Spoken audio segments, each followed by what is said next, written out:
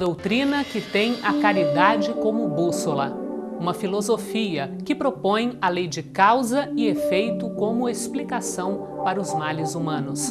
Uma ciência iluminada pela fé. Estamos falando do Espiritismo.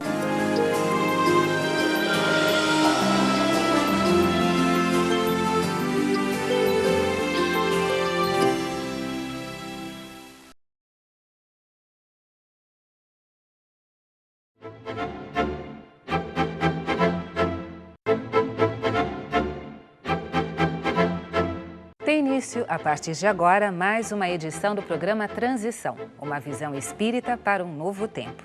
E contamos mais uma vez com a presença, com a participação de Sueli Caldas Schubert, que veio mais uma vez conosco aqui para falar hoje a respeito das dimensões da mediunidade. Bem-vinda, Sueli. Muito obrigada. Nós estamos também cumprimentando a todos os que nos assistem nesse momento. Muita paz a todos. O que é a mediunidade? Ela é um dom? É um privilégio? A mediunidade, as pessoas às vezes julgam que é um dom. Chama-se às vezes a mediunidade de sexto sentido, denominam-nos dessa forma. Mas não é um privilégio e nem propriamente um dom, mas sim um potencial que o ser humano tem. É uma faculdade. Assim como nós temos os nossos sentidos, por isso é que se diz sexto sentido, que seria o sexto realmente, e até que, de certa forma, tem fundamento essa forma de se expressar.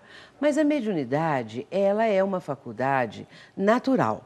Não vem assim como um privilégio, como um dom, ou até mesmo como um castigo, uma dificuldade. Sabemos que algumas pessoas têm receio quando começam a sentir alguns sintomas de mediunidade, algumas coisas acontecendo na vida da criatura, que ela pode dizer assim, isso aí é um acontecimento de ordem espiritual, eu estou vendo espíritos ou isso ou aquilo. Mas não que seja um dom ou que seja um privilégio. É, portanto, uma faculdade. Todos nós somos mais ou menos médiuns, todas as criaturas, no sentido de que podemos captar pensamentos, de que podemos ter intuições provenientes de outros encarnados ou desencarnados. Portanto, é uma coisa assim bastante normal, vamos dizer, bastante comum, só que só se denominam médiuns, conforme esclarece Allan Kardec, quando a faculdade se mostra ostensiva, quando há, aí sim, a presença de espíritos e isso está cada vez mais frequente na vida da pessoa. A mediunidade se torna, portanto, uma coisa contínua, frequente na vida da pessoa, aí pode se caracterizar aquela criatura como médium e portadora de mediunidade. Sueli, as pessoas devem estar se perguntando como essa faculdade surge na vida de cada um. Naturalmente, ela surge com toda naturalidade. Não há, assim, um momento certo. Pode vir na fase infantil, uma criança. Pode acontecer na adolescência e na idade mais madura. Não há, assim, uma idade determinada. Quando vem, a pessoa começa a ter contatos, visões, percepções. Ela pode vir de uma forma mais tranquila, mais suave, de uma forma mais gradual. E nesse ponto, a pessoa ela tem percepções de presenças ao seu lado. E se é na fase infantil, a criança começa a dizer que tem um amiguinho invisível, começa a dizer que tem um vovô, uma vovó que está sempre perto. Se os pais tiverem alguma ideia, alguma noção, podem às vezes pegar um álbum de família, de fotos e mostrar para a criança, aqui, vem ver aqui essas fotos, e de repente a criança diz, esse é o vovô, ou essa é a vovó que aparece para mim, ou essa é a pessoa, esse é o amiguinho, qualquer coisa assim, identificando que é realmente um espírito e que esta criança está percebendo, tendo evidência desse espírito. 2010, estamos comemorando o centenário de Francisco Cândido Xavier, que foi um médium muito conhecido internacionalmente. Você pode nos contar como surgiu esta faculdade mediúnica em Chico Xavier? A mediunidade surgiu mesmo, foi quando ele, com 17 anos, vai participar de uma primeira reunião mediúnica. Aconteceram, assim, vários fatos que levaram aquele rapazinho, Chico Xavier, para uma reunião mediúnica. E ali ele vai ter este primeiro contato. Claro que era uma pessoa que não tinha conhecimentos acerca de espiritismo, de mediunidade, mas estando num grupo mediúnico e com pessoas que simpatizavam com ele, tinham afinidade, ele se sentiu muito bem. E havendo essa afinização, é a parte importante para uma reunião mediúnica. As pessoas precisam estar sintonizadas, precisam estar afinizadas para que se forme uma corrente vibratória, que é a forma que nós nos expressamos no Espiritismo, para que haja comunicação das entidades, dos espíritos presentes. E Chico vai ter ali a sua manifestação mediúnica inicial. E ele vai começar, aí sim, pela psicografia, mas já havia antecedentes de fatos mediúnicos atestando que ele era um médium, que tinha a facilidade do intercâmbio com o mundo espiritual. E ele começa a tarefa mediúnica, logo depois ele vai intensificando isso cada vez mais, a parte da psicografia, e com isso ele vai lançar mais adiante um livro de poemas, de versos, né?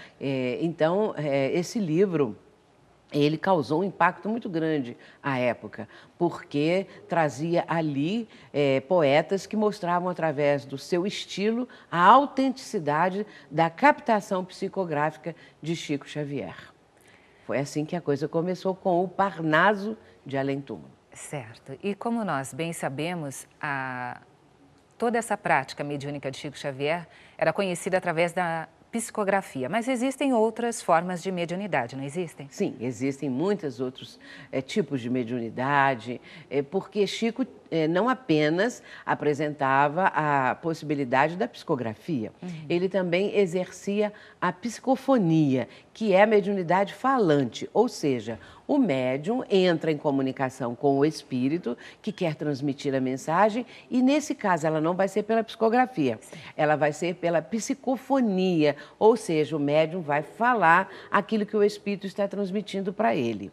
E existem vários tipos de mediunidade. Nós podemos citar alguns que Chico também possuía, até mesmo a de materialização, chamada de efeitos físicos, porque denotam exatamente efeitos que a espiritualidade proporciona, decorrente de movimentação de objetos físicos. Então, não está só no campo espiritual, mas também no campo de materializar-se um espírito, o espírito vem e se torna visível a todas as pessoas. Porque quando o médium vidente, que aí já é um outro tipo de mediunidade, ele vê o espírito, só ele vê. Mas quando é na materialização, o médium, para possibilitar a materialização, ele tem que ter uma espécie de uma emanação fluídica, um fluido que seja adequado a isso, que é chamado de ectoplasma.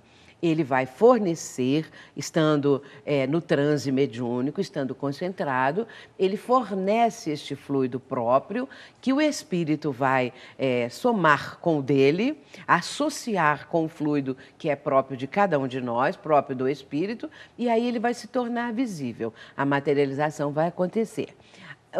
Esses efeitos físicos e a materialização de espíritos são fatos mais raros. Sim. Não são todos os médiuns, evidente, até mesmo raros médiuns que possibilitam materialização de espíritos. Mas nós temos a clarividência, né, que é a visão à distância, nós temos a psicometria. A psicometria é o médium em contato com um objeto que pertenceu a alguém, contar toda a história do objeto, da pessoa que era dona do objeto, que ele entra naquela psicosfera, ele entra na ambiência da pessoa que foi a dona do objeto.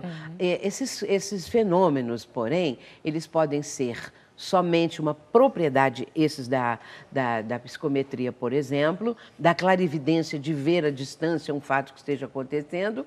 E esses dois, por excelência, podem ser também só propriedade do espírito do médium, sem que haja necessidade de que venha um outro espírito para ajudar, um espírito que vai propiciar este tipo de fenômeno. Se isso acontecer, se vier um espírito que vai propiciar o fenômeno, se torna mediúnico. Sim. Quando não tem nenhum espírito ajudando, a capacidade é própria do médium, chamada de anímica, que é uma diferença entre o mediúnico e entre o fato anímico. Portanto, existem vários tipos de mediunidade que podem se traduzir de uma forma ou de outra, dependendo da capacidade do médium. Cada médium é um mundo, vamos dizer assim, como todos nós. Ser humano é um mundo. É um universo interior que cada um de nós apresenta. Sim. Com os nossos conhecimentos, com o nosso cabedal do passado, com nossas vivências atuais, tudo que nós sonhamos, projetamos, programamos, isso tudo faz parte de cada um de nós. São experiências únicas, peculiares. Agora, na mediunidade também. O médium, ele pode apresentar um grande número de faculdades, mas também pode ficar restrito à psicografia, à mediunidade falante ou psicofonia, pode ser médium de pintura, de desenho, pode ser médium de materialização, como nós já mencionamos, Sim. E assim por diante. Sueli, eu quero aproveitar também e falar um pouquinho a respeito desta sua obra, Mediunidade no Ar, um dos seus livros. Você pode falar um pouquinho para a gente? Bem, o livro Mediunidade no Ar contém perguntas e respostas exatamente do nosso programa Mediunidade Caminho para Ser Feliz. Portanto, ali contém perguntas que foram feitas pelos ouvintes e que Zé Maria apresentando as perguntas e eu trazendo as respostas, mas também com a contribuição dele. Portanto, o livro é a 4 mãos, vamos dizer assim. Maravilha. Então, todos aqui, nossa sugestão para que você possa aprender um pouco mais a respeito da mediunidade é adquirir este livro, Mediunidade no Ar. Quando uma pessoa é médium, ela obrigatoriamente tem que exercer a mediunidade? Depende. Depende da pessoa querer, é claro. Porque existem pessoas que vão à casa espírita, e eu já tive várias experiências nesse sentido, e contam, relatam que estão tendo um intercâmbio propriamente direto com os espíritos. Às vezes até transmitindo comunicações, mas ela tem medo, ela não quer ser médium. A pessoa diz assim, eu não quero ser médium. Eu não quero porque eu fico com medo, porque isso, porque aquilo. O que acontece? Nós procuramos esclarecer e procuramos mostrar que não precisa ter medo de ser médium, ou seja, de praticar a mediunidade. Mas nem todos os casos a pessoa precisa começar uma prática mediúnica, o exercício da mediunidade. Às vezes ela tem algumas visões assim esporádicas, alguns sonhos, alguns pesadelos. Isso não quer dizer, não vai caracterizar que a pessoa precisa exercer a mediunidade. Porém, ela pode buscar uma casa espírita para que ela tenha uma orientação precisa. Na verdade, se a mediunidade está se apresentando e se isso pode acontecer assim cada vez mais, gradativamente, presente na vida da criatura, ela precisa ser orientada, porque é uma faculdade. E se não for orientada, se não houver uma orientação, as coisas podem se complicar um pouco. É preciso conhecer, é preciso saber e, a partir daí, com essa orientação, a pessoa vai praticar, mas primeiro precisa estudar, porque o que é muito importante no tocante à mediunidade, à prática da mediunidade, é o estudo. Nós necessitamos conhecer o que é a comunicação mediúnica, como se processa esse intercâmbio, como que a pessoa consegue concentrar, o que é concentrar a mente, tudo isso ela vai aprender no dia a dia de uma casa espírita. Mais uma vez aqui, Sueli Caldas-Schubert trazendo grandes informações e orientações com relação à mediunidade para você que está aqui nos acompanhando no Transição. Transição fica por aqui e voltamos numa próxima oportunidade. Até lá. Muito obrigada.